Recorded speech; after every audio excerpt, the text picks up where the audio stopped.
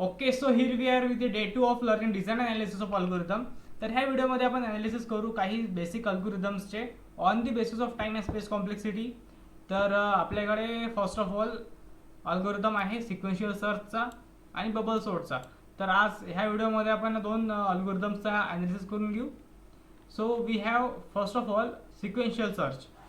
तर सिक्वेन्शियल सर्चच्या नावावरून तुम्ही हे लक्षात ठेवा की ॲरे आहे, ॲरेमधले elements sequentially one by one search केल्या जातील जोपर्यंत आपला की एलिमेंट म्हणजे जो डिझायर्ड एलिमेंट आहे तो सापडत नाही, वन बाय वन करून. ओके, सो तुम्ही हेच थेरी लिहाल एक्झाममध्ये की sequential search also called as linear search is simple searching technique, एकदम बेसिक आहे स्टार्टिंगची. तर in which the elements of list checked one by one sequentially until the desired element is found or list ends. List end होईल किंवा found होईल, सापडून जाईल वगैरे. तर it works on sorted ॲरेज वरती पण काम करतो आणि अनसॉर्टेड वरती पण करतो. तर ही थेअरी आहे आणि तुम्ही ही थेअरी थोडी एक्सटेंड करून पण लिहू शकता. Then we have algorithm on that sequential search. तर अल्गोरिदम एक्सप्लेन करण्याच्या आधी मी काही की कंपोनंट्स आहेत त्या अल्गोरिदम मधले ते एक्सप्लेन करतो जेणेकरून तुम्हाला अंडरस्टँडिंगला इझी होईल. So first of all we have I and then N. तर I is indexing of that array. इंडेक्सिंगचा अर्थ होतो position of elements on that array म्हणजे इंडेक्सिंग, आणि इंडेक्सिंगला आपण डिनोट करतो आयनी. Then we have N. N is total number of elements on that array. बस एवढंच. Then first of all step 1 is about start आणि स्टेप 8 अबाउट स्टॉप. स्टार्ट आणि स्टॉपच्या मदत पूर्ण आपलं अल्गोरिदम राहील. सेकंड स्टेपमध्ये आपण इंडेक्सिंगची व्हॅल्यू 0 पासून इनिशियलाइज केली. थर्ड स्टेपचा अर्थ होतो की आपण आपली इंडेक्सिंगची जी व्हॅल्यू आहे म्हणजे इंडेक्सिंग करत करत आपण लास्ट एलिमेंटपर्यंत पोहोचलो तरीही आपल्याला आपला जो डिझायर्ड एलिमेंट तो सापडलेला नाही आहे. ठीक आहे, म्हणजे आपण एक एक करून सिक्वेन्शियली सर्च करत आहे आणि आपण टोटल नंबर ऑफ जे एलिमेंट होते ते सगळे क्रॉस केले तरीही आपला एलिमेंट सापडलेला नाही. देन आपण स्टेप 7 वरती जाऊ. स्टेप 7 मध्ये आपण स्पेशली तेच लिहिलेलं आहे की एलिमेंट फाउंड झाला नाही ते डिस्प्ले होईल. ठीक आहे. देन स्टेप 4 मध्ये स्टेप 4 ही term A of I is equals to key. Key म्हणजे आपला डिझायर्ड एलिमेंट आणि ए ऑफ आय म्हणजे ॲरेच्या कोणत्या ना कोणत्या इंडेक्स व्हॅल्यूवरती आपला एलिमेंट आहे. ठीक आहे, म्हणजे आपल्याला एलिमेंट सापडून गेलं त्या ॲरेमध्ये तर आपण डिस्प्ले करू की एलिमेंट फाउंड सापडला आणि आपण स्टेप 8 वरती रिटर्न जाऊयात. ठीक आहे. देन स्टेप 5 मध्ये आपण सेट करू इंडेक्सिंगची व्हॅल्यू. इंडेक्सिंग +1 म्हणजे आपण 0 इंडेक्सवरती होतो. देन +1 म्हणजे आपण गेलो पहिल्या इंडेक्सिंग व्हॅल्यूवरती. असंच करत करत आपण पूर्ण ॲरे आपण एन पर्यंत पोहोचू. पूर्ण ॲरे आपण सर्च करून घेऊ. एलिमेंट सापडत असेल तर म्हणजे आपण ते चेक करायला स्टेप 3 वरती पुन्हा जाऊ. जर सापडत असेल नसेल तर आपण नॉट फाउंड दाखवून देऊ. सापडत असेल तर एलिमेंट फाउंड आणि stop. Bus that is for the algorithm of sequential search. त्यानंतर आपण या अल्गोरिदमचं ॲनालिसिस करू. So best case about that algorithm हे राहील की तुमचा जो डिझायर्ड एलिमेंट आहे तो तुमच्या फर्स्ट पोझिशनवर भेटला तर ऑफकोर्स आपल्याला एकच कंपॅरिझन करावं लागेल आणि टाइम कॉम्प्लेक्सिटी राहील 1 is a best time complexity ever. ठीक आहे. देन वर्स्ट केस राहील बेस्ट केसच्या ऑपोजिट. एकतर तो लास्ट पोझिशनवर राहील नाहीतर तो त्या ॲरेमध्ये म्हणजे आईच नाही, प्रेझेंटच नाही आहे. आणि मग आपण जेवढे पण एन कम्पॅरिझन करू म्हणजे जेवढे पण कम्पॅरिझन केलेत तेवढे सगळे वेस्ट गेलेत इनडायरेक्टली. तर जे टाइम कॉम्प्लेक्सिटी राहील ती राहील एन आणि n is a worst time complexity ever. ठीक आहे. देन ॲव्हरेज केसचा अर्थ होईल की तो एलिमेंट म्हणजे ॲरेमध्ये कुठे पण मधात राहील किंवा कुठे पण सापडू शकतं आणि त्याची प्रॉबिलिटी काढायचं झालं तर 1 ऑफ एन इज प्रॉबिलिटी राहील आपल्याला एलिमेंट शोधायचं आहे तर. देन टाइम कॉम्प्लेक्सिटी म्हणजे नंबर ऑफ कम्पॅरिझन किती लागलेत तर ते लागलेत n+1/2 एवढे लागलेत कम्पॅरिझन्स. ठीक आहे. देन आपण स्पेस कॉम्प्लेक्सिटीबद्दल बोलूयात की स्पेस कॉम्प्लेक्सिटी राहील big of 1 because sequential search फक्त एक एक्स्ट्रा व्हेरिएबल ऑक्युपाय करते मेमरीमधला. सो बिग ऑफ 1 इज म्हणजे स्पेस कॉम्प्लेक्सिटी राहील. तर तुम्ही स्क्रीनशॉट काढाल याचा. ही आहे best case, worst case, number of comparison लागलेत एवढे ठीक आहे. Space complexity will be this. Then we move on with the advantages of sequential search.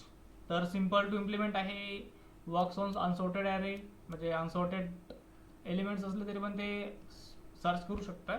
No extra memory required. आपण स्पेस कॉम्प्लेक्सिटी बघितली, ओनली वन एक्स्ट्रा व्हेरिएबल त्यांनी घेतला होता. Then suitable for small data type, म्हणजे लहान data सेटसाठी suitable आहे. Slow for rice data set, खूप स्लो राहील बिकॉज एक one by one sequentially search करतो म्हटलं तर भरपूर वेळ लागतो.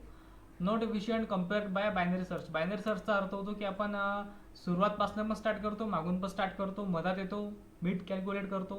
तर ते बायनरी सर्च आहे ते फास्ट आहे as compare to sequential search. Requires checking every element in worst case. म्हणजे जेवढी वर्स्ट केसमध्ये जायचं असेल तर पूर्ण पण आपल्याला चेक तर करावंच लागेल ना. म्हणजे जर का तो एलिमेंट प्रेझेंट नसला तरी आपण चेक करूच. तर तो विषय आहे सिक्वेन्शियल सर्चच्या डिसएडव्हान्टेजेसचा. Then we have another algorithm that is bubble sort. तर bubble sort is simple comparison based sorting algorithm. It repeatedly compares adjacent elements and swap them if they are in the wrong order. जेव्हा आपल्याला ascending किंवा descending ऑर्डरमध्ये एखाद्या ॲरेचे elements हवे असतील तेव्हा आपण सॉर्टिंग टेक्निक यूज करतो. आणि बबल सॉर्ट हे सॉर्टिंग टेक्निक स्वॅपिंगवर बेस्ड आहे इनडायरेक्टली.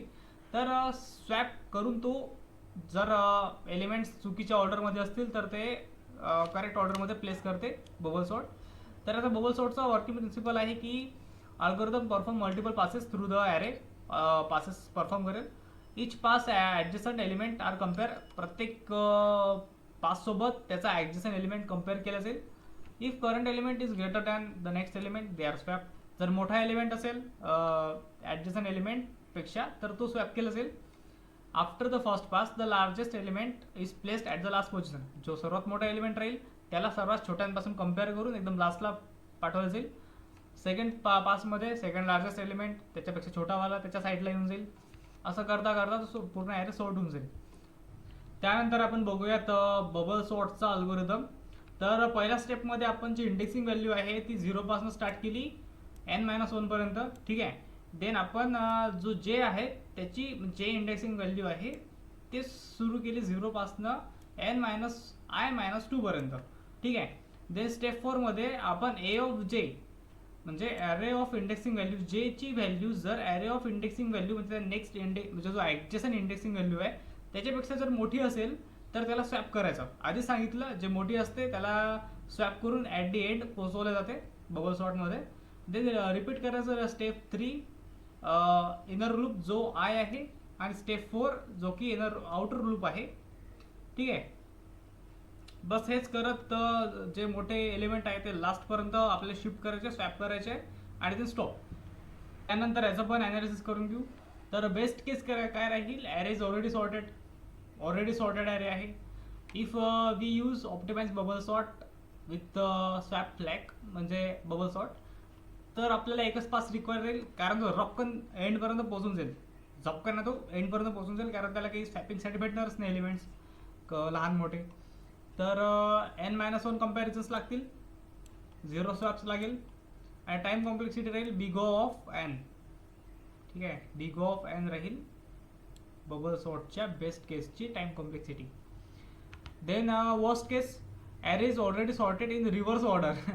तुम्ही इमॅजिन करा की सर्वात मोठा जो ग्रेटेस्ट एलिमेंट आहे तो म्हणजे फर्स्ट एलिमेंटला आहे, फर्स्ट इंडेक्सिंग पोझिशनला आहे आणि त्याच्यापेक्षा छोटा सेकंडवर आहे. असंच करता करता उलट्या मॅनरने तो सॉर्टेड आहे. तर तुम्हाला तेवढे म्हणजे n नंबर ऑफ कंपॅरिझन्स लागतील त्याला पुन्हा सॉर्ट करायला बबल सॉर्टने. म्हणजे लास्ट जो मोठा राहील त्याला लास्टमध्ये पोहोचवायला पुन्हा तुम्हाला ते परफॉर्म करावं लागेल. आणि याचा अर्थ राहील की array sorted in reverse order every comparison leads to a swap. ठीक आहे. टोटल नंबर ऑफ कंपॅरिझन लागेल n of n-1 divide by 2. ठीक आहे. देन टाईम कॉम्प्लेक्सिटी राहील बिग ऑफ n² म्हणजे n पेक्षाही दुप्पट कंपॅरिझन लागतील त्यामुळे टाईम कॉम्प्लेक्सिटी त्याची वाढेल. बस एवढंच. देन ॲव्हरेज केस ॲनालिसिसमध्ये राहील की ॲव्हरेज केस ऑल्सो रिक्वायर्स म्हणजे सेम तेवढेच स्वॅप्स लागेल बिकॉज आहे तर तेच ना. टाईम कॉम्प्लेक्सिटी पण तेवढीच लागेल, वर्स्ट केस तेवढी.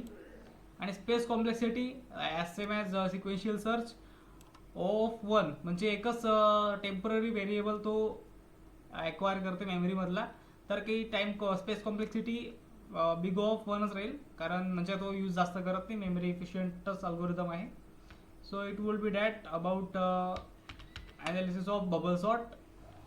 Then advantages of bubble sort आहे simple to understand, easy to implement, no extra memory required. It is advantage मध्ये राहील very slow for large data set, not suitable for big inputs. जास्त मोठा असला तर तो काही सुटेबल नाही आहे. Inefficient compared to quick sort आणि मर्ज सॉर्ट, हे दोन आणखी सॉर्टिंग टेक्निक्स आहेत, त्याच्या कम्पॅरिझनमध्ये हा सॉर्ट आहे, म्हणजे इनइफिशियंट आहे, इफिशियन्सी जास्त त्यांची आहे याच्यापेक्षा. बस. So that's it for today's video.